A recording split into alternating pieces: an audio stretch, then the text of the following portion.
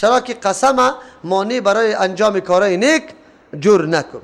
آلی قسم موضوعش آمد، قسم میشه یا به ذات الله یا به صفات الله خورده میشه، خلاص به هیچ چیز دیگر قسم نمیشه، حتی به نام پیغمبر اگر کسی خوردم نه کفاره داره نه حنس داره، هیچ حکم سرش مرتب نمیشه. مردم سری بچه خود قسم میخوره، سری کعبه قسم میخوره، سری پیغمبر قسم میخوره، سری زنجیری پیغمبر، این طوری قسم های شرافت قسم میخوره. این گپا کلش نادرست است. بلکه در حدیث صحیح است کسی که قسم به غیر الله میخوره چی میکنه؟ شرک میکنه. من احلف بغیر الله فقد اشرک. کسی که قسم به غیر الله میخوره او شرک میکنه. به سخی صاحب قسم، به فاطمه، به تیغ یا به العباس، این طوری قسم ها کل شرک است و این قطعا در دین وجود نداره. چرا؟ فلسفه ازی چیست؟ انسان سری کدام چیزی قسم میخوره که از او کده عظیم چیز دیگه نباشه و عقیده تیسته که اگر من در این گپی خود دروغگوی باشم او مرا جزا داده میتونه. غیر از الله کسی دیگر جزا داده میتونه و غیر از الله عظیمترین ذات دیگه هست. از امو خاطر بجز از ذات و صفات الله با چیز دیگه قسم خوردن گناه است. والله سمیع علیم. الله شنونده است سخنای شما را، علیم میداند نیت و اراده تانه. لا یؤاخذکم الله، نمیگیره الله شما را به گناه، باللغو فی ایمانکم، در لغو شدن در قسمایتان، ولکن یؤاخذکم، لیکن الله میگیره شما را بما کسبت قلوبکم، به سبب آن چیزی که قصد کرده دلایتان. والله غفور، الله مهربان است برای کسی که توبه به سویش میکنه. حلیم، بردبار، از زود انتقام نمیکنه کسایی که نافرمانی حکم الله تبارک و تعالی را میکنه. سه قسم قسم داریم. یک رقم به نام یمین لغو یاد میکنه. دو تفسیر داره. یک تفسیر به نزد امام ابو حنیفه رحمت الله علیه است. یمین لغو او را میگه که در زمان سابق یک کار کرده ای لیکن حالی فراموش کرده ای، قسم میخوری نکرده ایم، در یادت نیست. کرده ای کار لیکن حالی قسم میخوری نکرده ایم، در یادت نیست. این را یمین لغو میگه. این درست است، بالکل در این مؤاخذه نمیشه. چرا؟ انسان هر امری را که با فراموشی انجام میده مؤاخذه سرش نیست. دوم تفسیر امام شافعی رحمت الله علیه است. او میگه یمین لغو امی تکیه کلامی مردم که شده. کجا رفتی؟ والا در بازار رفتم. کجا میری؟ والا در ترجمه میرم. والا اینی را قسمی چی میگه؟ لغو. این کفاره مفاره نداره و دایی الله آدم نمیگیره، مؤاخذه نمیکنه. چرا؟ این تکیه کلام گشته. اگرچه انسان تلاش بکنه که نام الله را در هر جای نگیره تا که یک امر مهم نباشه، ضرورت برش پیدا نشده، خو اگر این نمی قسم گفت هیچ نوع حکم نداره، این یمین لغو شمرده میشه. دوم قسم منعقده است. منعقده همون قسم میگه که در آینده سر یک عمل کردنش یا نکردنش تو قسم میخوری. قسم میخوری که من قطع فلانی گپ نمیزنم، قسم میخوری که قطع فلانی را میمان میکنم. این منعقده است. آلی در آینده امی قسم اگر انجام دادی خود حانس نکردی، کفاره ای گپا سرت نیست.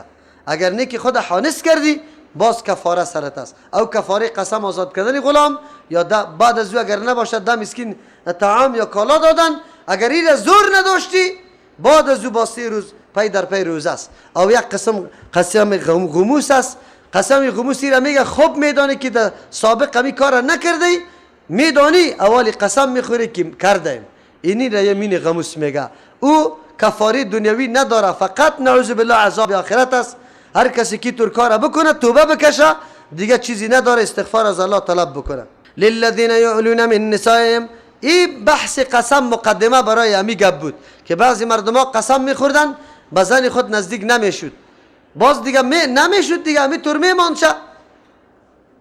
میمانشه. زن بیچاره نه ایله نکاله، نه حقوقش پرداخته شوه و نه رفته بتانه کسی دیگر را به نکاح گرفته بتانه. الله تبارک و تعالی این نوع ظلم از زنا رفع کرد.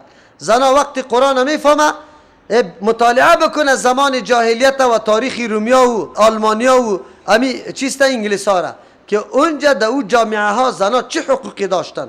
اسلام آمد این حقوق برای زنا قائل شد و اما گپا را ترمیم کرد.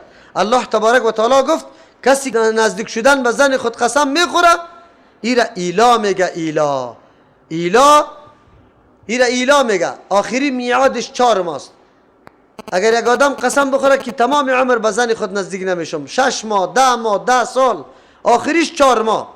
4 ماه که تکمیل شد مردکه آلی در مورد حکم قاضی قرار میگیره، یا پس رجوع کو به زن خود و کفاره قسم تا بده، یا ایست که پس چی بکو ایره طلاق بده، زن قطی توی ازی باقی نمیمانه که اینقدر عمر قطی تو تیر کده بره، چرا میره از جای دیگه شوهر بری خود میگیره. علما در این مورد اختلاف داره که آیا کم از 4 ماه ایلا شده میتونه یا نمیتونه. قول راجح از علمای محققین است که بله ایلا کم از 4 ماه میشه، چرا پیغمبر از ازواج مطهرات کم از 4 ماه ایلا کرده بود.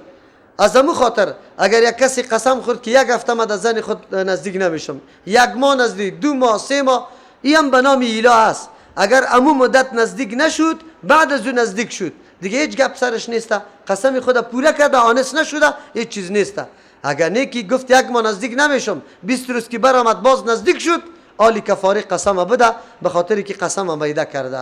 اینی را به نام ایلا یاد میکرد، چون این ظلم بالای زنا بود. الله تبارک و تعالی آخرین نهایت مدت تعیین کرد که از 4 ماه به او طرف کسی این ادعا را نمیتونه که من نزدیک میشم نه زن طلاق میدم، بلکه زن میره پیش محکمه، قاضی مردکه را طلب میکنه یا رجوع کنه و یا طلاق بده. للذین یؤلون من نسائهم، کسانی که ایلا میکنه قسم میخوره از نزدیک شدن من نسائهم به زنای خود، تربص 4 اشهر، انتظار کشیدن 4 ماه است. 4 ماه انتظار صحیح است. فان فاو، اگر پس رجوع کردن، پس رجوع کرد به زن خود، فان الله غفور رحیم، کفاره قسم میده، یقینا الله تبارک و تعالی غفور است. چرا؟ به خاطری که از قسم میره پاک میسازه، رحیم رحم کننده است که کفاره را مقرر کرده برای حلال کردن قسم خود. و این عزم الطلاق، اگر قصد میکنه طلاق دادن، فإن الله سمیع علیم، 4 ماه قسم خورده بود، حالی بعد از او اگر قصد طلاق داره، الله شنونده است سخن ازیره، علیم میدانه نیت تو اراده ازیره.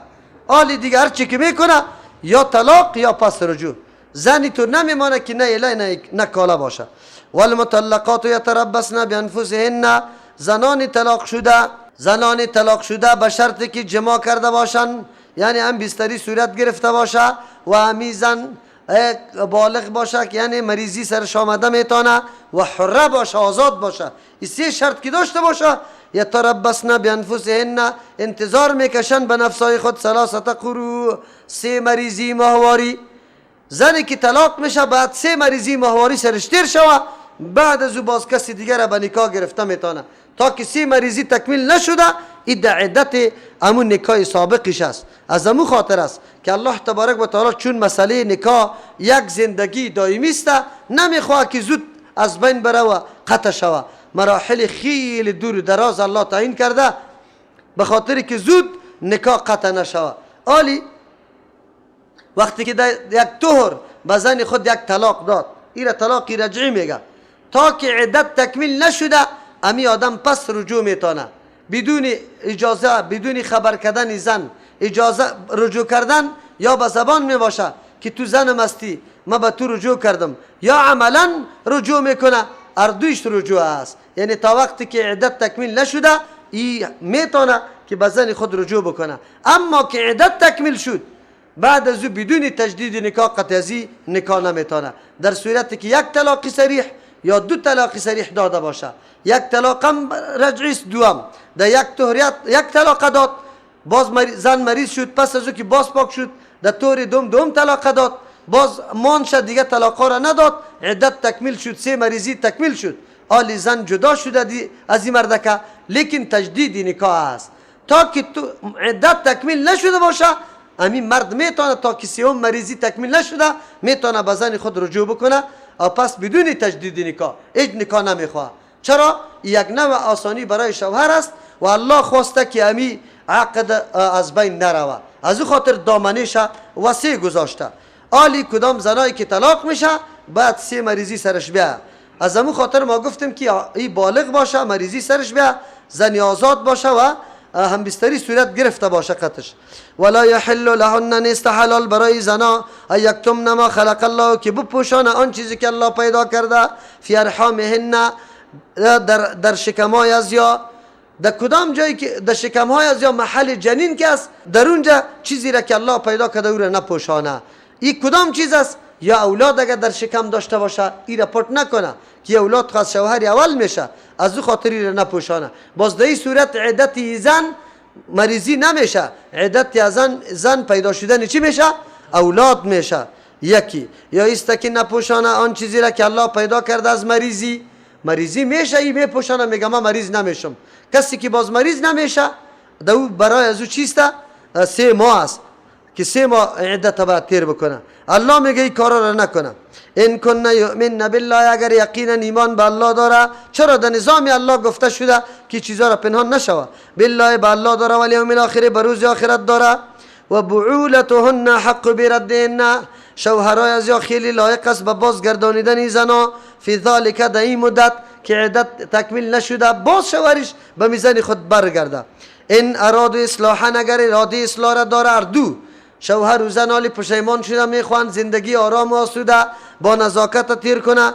ولهن مثل الذی علیهن بالمعروف، برای زنا به مثل او مسئولیتی است. علیهن که بالای زناست، مثل الذی به مثل واقع است. علیهن که کدام مسئولیت بالای زناست؟ بالمعروف، به طریقی که معلوم دار است، یعنی در عرف معلوم است، مشهور است، مخالف شرع و عرف نباشه. وللرجال علیهن درجه، برای مردا بالایشان درجه یک مرتبه است. والله عزیز حکیم، الله زبردست ذات است، هر حکم خدا نافذ کرده میتونه. حکیم، کل احکام مطابق مصلحتای خیر سنجیده فرمان میده الله تبارک و تعالی. چند موضوع را اینجا فکرتان باشه. در اینجا اول موضوع زنار الله میگه که در وقتی که طلاق داده باشه، نکاح بعضی اوقات طلاق خواه پیدا میشه، ناگواری و ناهنجاری و زندگی جور نمیه، ضرورت به طلاق میشه. یادتان باشه الله تبارک و تعالی عقد ازدواج به طریق دوام گفته که زندگی دائمی باشه. خب گاهی ضرورت پیدا میشه. خب الله تبارک و تعالی این موضوع را بسیار دامنه دار کرده. همین یک دفعه طلاق دادن و نکاح از بین رفتن نمیشه. اصل زمانی که اختلاف در بین زن و شوهر پیدا میشه، اول 4 مرحله را طی بکن. اول نصیحت برش بکن، نصیحت پشت سر میاد برای ما و شما. نصیحت بکن که حالی زندگی ما و تو خود او طرف نزن. ما و تو یک عمر اینجا زندگی داریم، خوشی و خرابی زندگی در دست خودی ما و توست. اگر احترام متقابل به یکی دیگر داشته باشیم، تو حق خدا، تو مسئولیت خدا بشناسیم، ما مسئولیت خدا، و هر دوی ما مشترکاً اقدام بکنیم به ساختن یک زندگی خیلی در فضای صمیمیت و خوشبخت، دیگر هر دوی ما بعد قدم برداریم. این نصیحت برش بکن. حالی دیگه تو در نکاحی مستی تا که ما طلاق ندم تو نمیتونی برآمده، چرا اثری خودم اوقات تلخ میکنی سر من؟ نصیحت برش بکن. اگر اصلاح نشد بعد از او باز جای دمی خانه جدا که از پیشش در یک بستره قطش خواب نکن. چند روز که جدا چی کرد، بعد از اون نصیحت برش بکن که یک کمی تاثیر سرش کرده باشه که والا جدایی از شوهر اینی قسم حالت داره. اگر دایی هم جور نشد باز یک کم بترسان شه که او یک کمی بفهمه. چرا بعضی مردم ها است که به سخن جور نمیشه و همیشه رای تهدیده. شاگردای مکتب هم میطور است. یکی همین نظامای فعلی میگه شاگرد هیچ زده نشوه، این گپ غلط است. خود زدن حد و اندازه داره، زدنی ترساندن باشه، نه زدنی که از بین بردن باشه. 3 مرحله شد، اگر بازم جور نشد 4م مرحله ثالث مقرر که آدم خیرخواه از داخل خانوادت که گپتان بیرون نروه، فقط راز تو و زن بر ازو معلوم باشه، بیشینه یا 1 نفر یا 2 نفر آلی صلح بکنه در بین هر دو. هر کس که ملامت است سور ملامت بکنه. اگر به این هم جور نشد، این یالی الله برات میگه که طلاق بده. خود طلاق یک دفعی نده. یک طلاق در حالتی که زن پاک است بعد طلاق بدی. کدام پاکی که در اونجا هم بستری صورت نگرفته باشه، با مجردی که از مریضی پاک شده آلی حالت طهر است، تو یک طلاق برش بده. ایره طلاق رجعی میگه. باز اگر طهر دوم آمد، باز مریض شد، باز طهر دوم آمد، طلاق دوم برش بده. این گپ خلاص است دیگه. باز بگذار که مریضی سوم بیاید. مریضی سوم که می خلاص شد، عدت تکمیل شد، آلی زن از عقد نکاح تو بر آمده. ببینیم که الله تبارک و تعالی چرا میگه 1 طلاق یا 2 طلاق داده شوه، زیاد داده نشوه، و یم در طهر داده شوه. معلوم شوه که تو رغبت و میل برازی نداری، به خاطر که جنگرو کس یا عزت و آبروی تا نگاه نمیکنه، طلاق بده. خب بعضی اوقات بسیار آدم احساساتی و به غضب می باشه. ام زن تن نمیده خدا سیر شمار کرده ام مرد. از او خاطر اول نمیفهمه غضب که است اولش جنون است، آدم دیوانه میسازه، خب باز آخرش پشیمانی است. الله تبارک و تعالی عدت مقرر کرد، شده میتونه که در یک طور طلاق داد، یک دفعه زن بگاه چورت میزنه که خو حالی اگر مرا طلاق بده و برم در خانه پدر، اونجا زنای بیادر اینقدر بی زن است، یقین بکو هر کدامش یک چوب در شانم نزنه. اینطور شوم که پرتغو جور شوم، کس مرا تاول نگیره، باز کس هم نبیه مرا طلب نکنه، چرا به نام زنی طلاقی مشهور شوم. اوه ای باز یک خصوصا که اولاد داشته باشه، شفقتش سری اولاد میه، اینیالی پشیمان میشه، بالکل آماده میشه به ای که باز شوهر خود زندگی درست تیر بکنه. شوهرم که عصبانی بود و حقی از زیر نمی پرداخت، یک دفعه که بیگاه میشه که زن خود طلاق دادی، ای خود از پیشت میره، ای قدر پول از کجا میکنی؟ ای در هتل نان از کجا میکنی که بدی؟ باز نه مشهور شده پیش مردم که یک زن طلاق داده، ای قطعی زن گزاره نمیکنه، نخواد که کس دختری خدا بری تو بده. اینجاست که پشیمان میشه.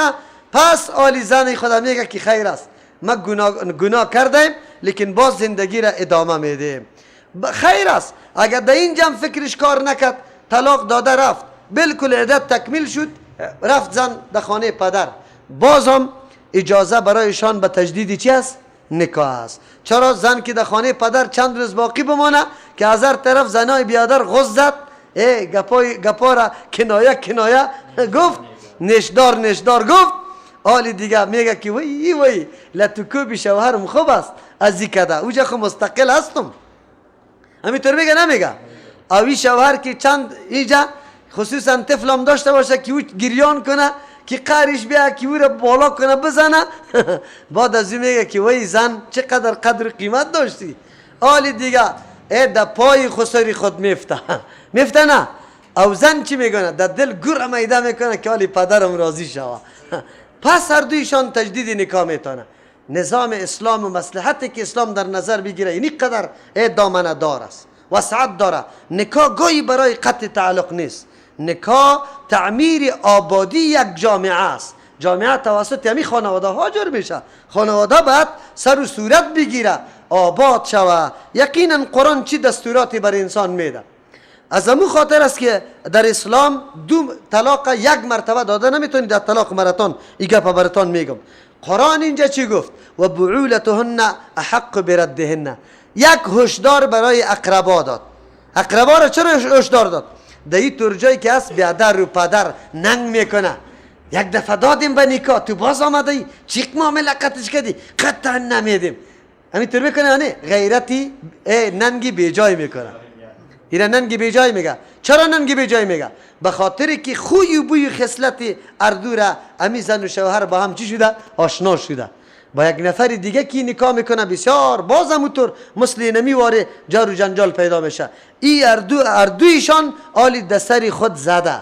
از او خاطر خیلی مناسب است که اردو با هم نکاح بکنه. قرآن به این اشاره کرد که و بعولتهن احق بردهن. شوهرایشان خیلی لایق است به بازگردانیدن می زنای طلاق شده فی ذلک دمی مدت این اراد و اصلاحا. خود شرط است که اراده اصلاح را داشته باشه، آینده زندگی خود جور کنه، باز هر کدامشان من نباشه، حالی یک چارک از خود کم کده باشه، حالی زندگی میشه. یقینا همین زندگی که همیشه زن و شوهر در سیری خود سیری بشماره، باز دیگه چی میشه؟ زندگی پیش میره. یک کمی که او شدت کرد تو نرمی اختیار کو، که تو شدت کردی بگوی او نرمی اختیار کنه. اگر دو دست سوار است باز دیگه زندگی بسیار مشکل است که پیش بره. زندگی گپا داره. زن و مرد هوشیار بالکل درک میکنه. در بعضی موقع زن بسیار احساسات است، در اونجا خود خیر است.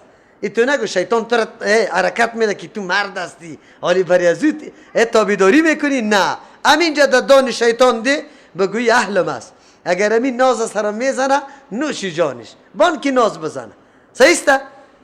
دنیا گل و گلزار است. در یک مرتبه شوهر خیلی احساساتی میباشه، زن که میبینه حالت شوهری خدا، اونجا زن شیطان تحریک میکنه که تو را چی شده؟ حالی قدر خدمت، دی قدر احترام، آخر همین طور میشه. اگر دمو موقع در دهن شیطان خاک پرته، وسوسه و تحریک شیطان جواب بگو و بگو که شوهرم است، خیر است اگر مرا لطم کد پروانه داره، باز شریک زندگیم است، آلی وجود ما چیستا عضو از او گشته، وجود از او عضو ما گشته، ما چیستا در یک خانه زندگی داریم، هیچ پروایی نداره، بس زندگی پیش میره. قرآن کریم امی گپا میگه، این اراد اصلاحا. ولهن مثل الذی علیهن بالمعروف. بسیار نکته جالب است، جمله خیلی قوی است. حقوق بشر که چیغ میزنه، داد میزنه، دروغ میگه. قرآن حق داده. ولهن برای زنا حق است، مثل الذی بمثل امو مسئولیتی که علیهن بالایشان است، هر قدر که مسئولیت داره امو حق داره، بالمعروف به طریق معروف. ولهن مثل الذی علیهن، زنا امو قدر که مسئولیت داره امو قدر حق داره. مسئولیت چی را داره؟ مادر است، تربیه میکنه اولاد، تنها یک اولاد که شیر میده ایره تربیه میکنه. امی کار تو یک دفعه سنجش کو. ای شوهر تو میتونی یک روز اولادی تا نگاه بکنی؟ ها؟ یک روز فقط اولادی تا کالا کوره بگو در قضای حاجت بشان، و دست و پایش بشان، رویش بشان، چیستا مواد بینیش پاک کده برو، اینی کارا رو بکن که میتونی یا نمیتونی؟ ها؟ همیشه خدا کلان تراشیدی در خانه آمدی ناز و نق کده رایستی؟ نه، زن اموقع مسئولیت داره، اموقع حق داره. اگر از تو طلب میکنه چادری خوبه، کالای خوبه، نان و نفقی خوبه، با چشم سر امیتور باید بگی، با دل و جان، با دل و جان بگو برات میارم. چرا نه؟ ولی بیرون خود نمیره، کالایش بیرون میره، نان نفقیش بیرون میره. اگر زنی تو خوب تنومند باشه، خوب خوشوقت باشه، این خوب است یا نه که مریضی شود؟ ها؟ بعضی شوهرها یقینا که حق نمیشناسه، قرآن نخونده، از زن خود، از حالت زن خود خبر نداره که زن مریض است یا نیست، چی چیز دلش میشه نمیشه، کالا را طلب میکنه، دختری پدر نالت گفته دو دشنام میده. اینطوری گپا خوب نیست، این به مشوره میشه.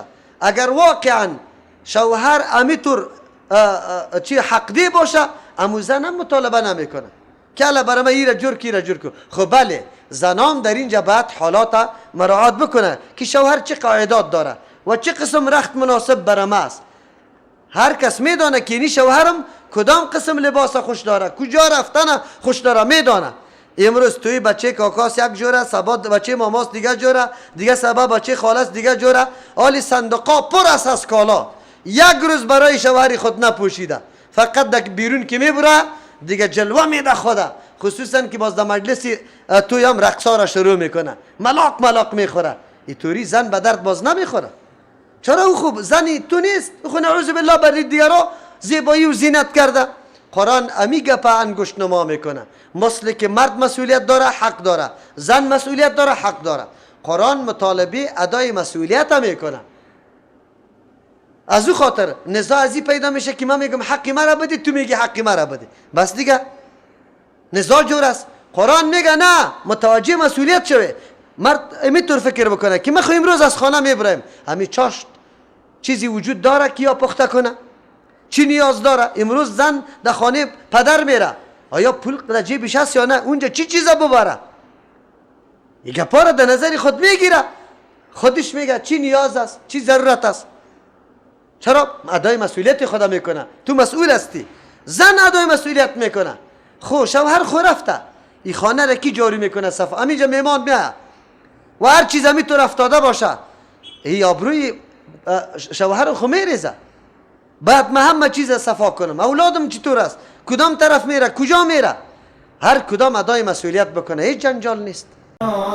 درسی که